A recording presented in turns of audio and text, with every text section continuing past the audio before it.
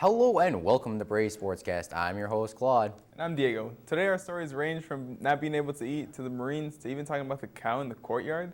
Let's get started with our first story. Well, we all know to be a high-performance athlete, two things are needed for a proper diet, training, and here's Diego with the story. The human body is like a finely tuned machine. Like any machine, fuel and maintenance are required, which in our case, food needs to be eaten. If not, our biological machine will slow down, perform poorly, and eventually stop running. Working out and training in general is tough and rigorous, but imagine having to train on an empty stomach and not being able to eat or drink anything afterwards. This is what Suhaib and Musab had to endure. Also, one of its purposes is because we want to feel with the poor, feel with the people that can't eat, sometimes people that can't eat all year, their whole life. We're just doing it for a month, 30 days. The two athletes were torn between the love for their sport and their strong beliefs. It was rough. I'll say that. Training Ramadan was really difficult, especially with like 90-degree weather and you're dehydrated, you haven't drank water all day. We'd wake up sometimes at 6 a.m. to do runs, and then after that we'd transition to like afternoon work, so you're running and the sun's out at 3 p.m., but it was worth it. For Brave Sportscast, I'm Diego. Thanks, Diego. Be sure to check out our runners at our next home track meet, April 12th and May 3rd. While on the subject of runners, the track season is coming into full swing.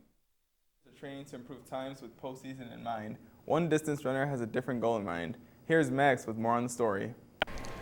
Hi, I'm Max from Brave Sportscast. I'm here with Dave, and we're talking about what he's going to be doing after high school. Dave is a 4-year runner, and he's been training his entire high school career to go down to state his final year.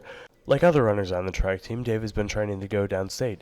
But unlike other runners on the track team, Dave has been training to do something entirely different than go to college.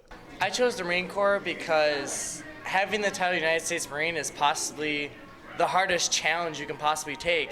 Dave has started training and brought his body to the best physical shape that he could possibly be at. He hopes to graduate and enlist into the Marines by the end of this school year. Thank you for your service, Dave. It's always tough to see seniors graduate, especially 4-year guys who've been with me for 4 years of cross country and 4 years of track. It's definitely his personality and his leadership will be missed, but we're just trying to enjoy his senior year and do the best we can with it. For Brave Sportscast, I'm Max reporting. Back to you at the studio. Thank you, Max, and thank you, Dave, for your service. Hey, Claude, since the baseball fields are right next to the track, this is the perfect time to talk about your story. For most of the baseball players, this will be their last year playing America's pastime. But this isn't the end of the line for some of them. Here's Claude with more on the story. We are at the varsity baseball field. This is where most of the team practices and plays their games. With limited games left, most of the players are looking to find new teams to play with at college or find out what careers they want to pursue after high school. I'm only looking at one college because it's a full ride. I mean, it's Northern Illinois University. It's a nice school, big campus. I like it there. I just want to focus on pitching now. I like it more than anything else. They are training and playing hard to have a better chance of playing in a Division I college. Yeah, we have a lot of players that have the opportunity to play Division I baseball. Our sophomore catcher, Callum, is going to be one of the highest ranked sophomore catchers in the state. We have a junior pitcher, Michael, who tops out at 88 to 90 miles an hour, who's already verbally committed to Northern Illinois. We also have Callum, who's a junior, who's been getting some interest from D1 schools as well. So those three guys right off the bat. Besides that, we have other guys that are college-level players. The varsity players have a lot on their plate this season. For Brave Sportscast, I'm Claude. Back to you guys in the studio. Thank you, Claude. And make sure you bring your baseball glove to their next home game. Let's roll on over to the soccer field. The girls' varsity soccer team has 2 new coaches this year, Miss Rauk and Mr. Prochowski. Here is Lydia with more on the story. Their goal this year is to create a respectful, positive, and a healthy soccer environment. It is also to succeed and show improvement and motivating the team to give their best.